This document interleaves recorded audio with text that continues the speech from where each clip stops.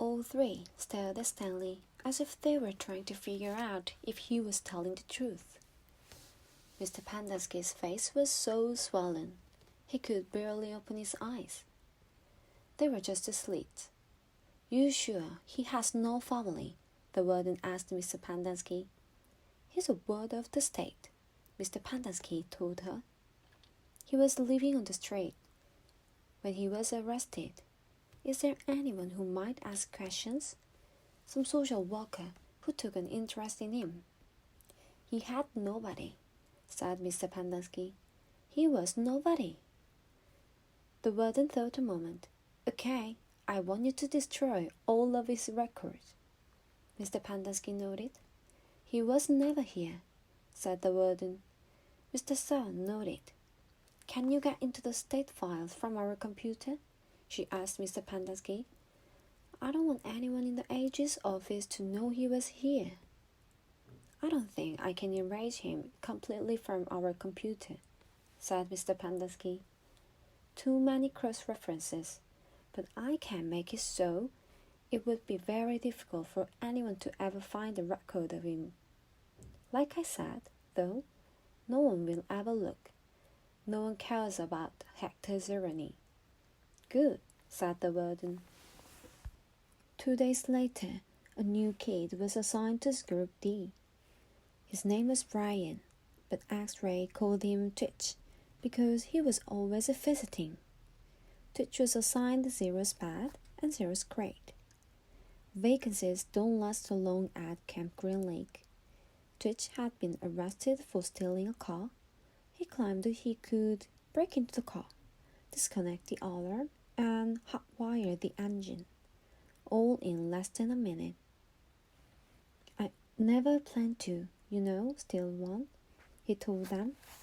"But sometimes, I will be walking past a real nice car, parked in a deserted area, and, I'll just stop twitching. If you think I twitch now, you should see me when I'm around the car.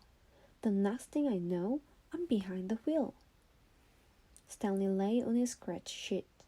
It occurred to him that his coat no longer smelled bad. He wondered if the smell had gone away, or if he had gotten used to it. "Hey, caveman," said Twitch. "Do we really have to get up at 4:30? "You get used to it," Stanley told him. "It's the coolest part of the day." He tried not to think about Zero. It was too late. Either he would have made it to Big Thumb, or, what worried him the most, however, wasn't that it was too late.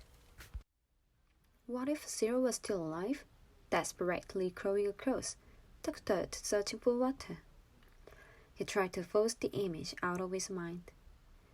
The next morning, out on the lake, Stanley listened as Mr. Sir told Twitch the requirements for his hole. "As wide and as deep as your shovel." Twitch fidgeted. His fingers drummed against the wooden shaft of his shovel, and his neck moved from side to side. "You won't be twitching so much after digging all day," Mr. Sir told him. "You won't have the strength to wiggle your pinky." He popped some sunflower seeds in his mouth, deftly chewed them, and spat out the shells. "This isn't a Girl Scout camp." The water truck came shortly after sunrise. Stanley got in line behind Magnet, ahead of Twitch. What if it's not too late? He watched Mr. Sir fill X-Ray's canteen. The image of Zero crawling across the hot, dry dirt remained in his head. But what could he do about it? Even if Zero was somehow alive after more than 4 days, how would Stanley ever find him? It would take days. He wouldn't need a car. Or a pickup truck with a tank of water in the back. Stanley wondered if Mr. Sir had left the keys in the ignition. He slowly backed away from the line, then circled over to the side of the truck. He looked through the window. The keys were there, dangling in the ignition. Stanley felt his fingers start to twitch. He took a deep breath to steady himself and tried to think clearly. He had never driven before. But how hot could it be? "This is really crazy," he told himself. Whatever he did, he knew he would have to do it quickly before Mr. Sun noticed. It's too late, he told himself. Zero couldn't have survived it. But what if it wasn't too late? He took another deep breath. Think about this, he told himself. But there wasn't time to think. He flung open the door to the truck and climbed quickly inside. Hey, shouted Mr. Sir. He turned the key and stepped on the gas pedal. The engine revived. The truck didn't move. He pressed the pedal to the floor. The engine roared, but the truck wasn't motionless. Mr. Sir came running around the side of the truck. The door was still open. Put it in gear, shouted Twitch. The gear shift was on the floor next to the seat.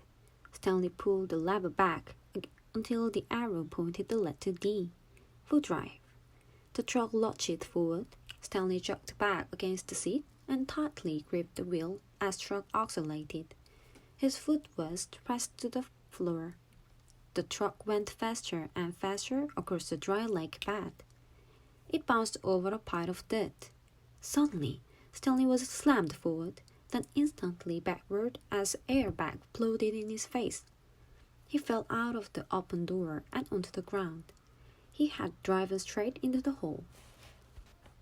He lay on the dirt, staring at the truck, which struck lopsided into the ground. He sighed. He couldn't blame his no-good, dirty, rotten pig stealing great-great-grandfather this time. This time, it was his own fault, 100%. He had probably just done the stupidest thing he had ever done in his short and miserable life. He managed to get to his feet. He was sore, but didn't think he had broken any bones. He glanced back at Mr. Sir, who remained where he was, staring at Stanley. He ran. His canteen was trapped around his neck. It banged against his chest as he ran, and every time it hit against him, it reminded him that it was empty, empty, empty. He slowed to a walk. As far as he could tell, nobody was chasing him. He could hear voices coming from backside by the truck, but couldn't make out the words. Occasionally, he would hear the reviving of the engine, but the truck wasn't going anywhere anytime soon. He headed in what he thought was the direction of Big Thumb. He couldn't see it through the haze.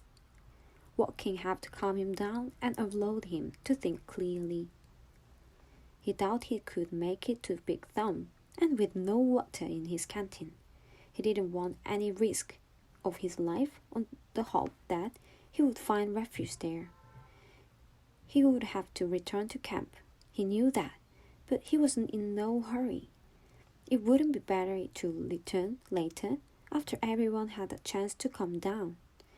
And as long as he would come this far, he might as well look for Zero. He decided he would walk as long as he could, until he was too weak to go any farther. Then he would turn around and go back.